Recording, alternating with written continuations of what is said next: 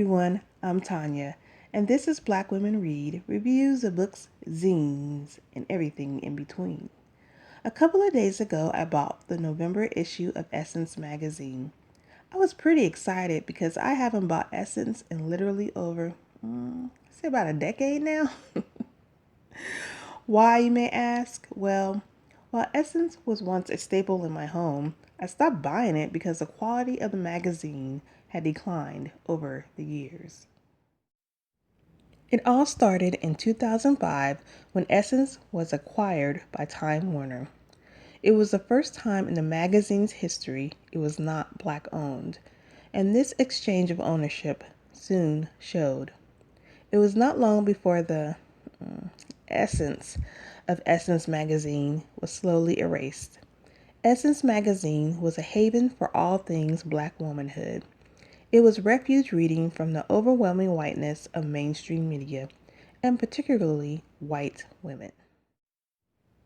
The erasure of Blackness from Essence magazine was disturbing because while white women have literally dozens of magazines to choose from, including Cosmopolitan, Red Book, Marie Claire, and Vogue, Black women had, well, Essence.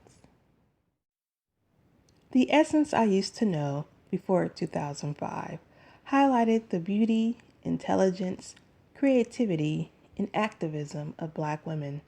The uniqueness of Black women was stripped from the magazine, so much so it caused many people, including myself, to start referring to Essence as Messence. The labeling of Essence to Messence was due to several reasons. One, the whitewashing of the magazine. After Time Warner got a hold of Essence, for the first time in my life, white women started popping up in the magazine. They were mostly featured in ads, but it was still startling to see and upsetting. The whole point of Essence was that we were trying to get away from white women. The presence of white women's images in the magazine soon opened the door to a white woman being placed in a high position at Essence.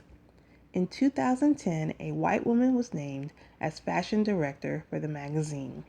The hiring of this woman, when white women already have numerous opportunities to flex their fashion skills, showed that Essence had hit rock bottom. 2.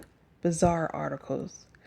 At one point, Essence articles were thoughtful, empowering, and positive. After a while, the articles became half-assed. Also, the magazine became strangely male-obsessed, identified. I'll never forget an article telling women to go to strip clubs to please their man or to find a man.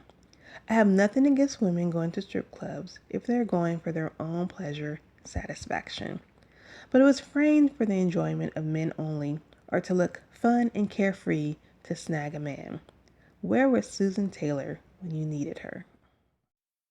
3. Celebrity covers.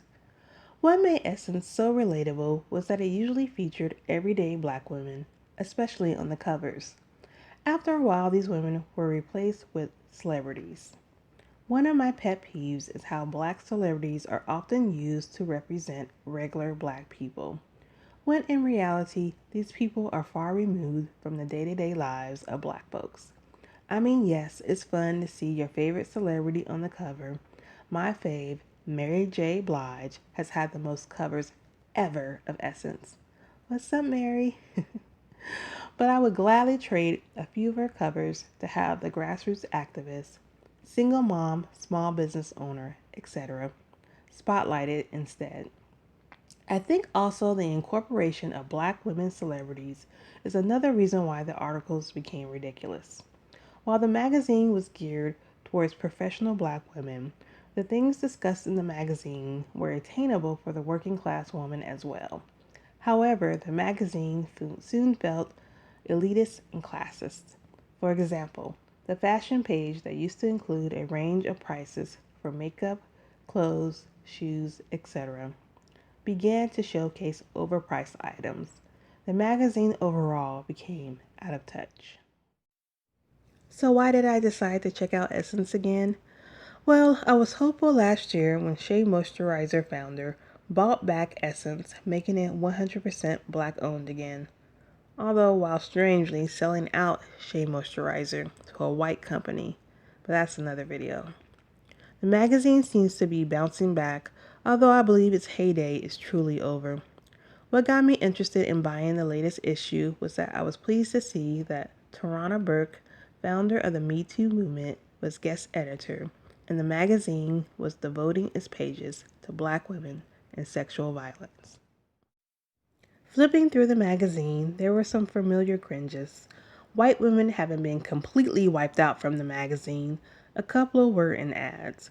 Also, I thought this ad about blended being better was eyebrow raising. I don't like the underlining message that blackness is better when mixed, but I digress. Also, once again, a damn celebrity on the cover. I thought it odd why not have Burke on the cover, but okay.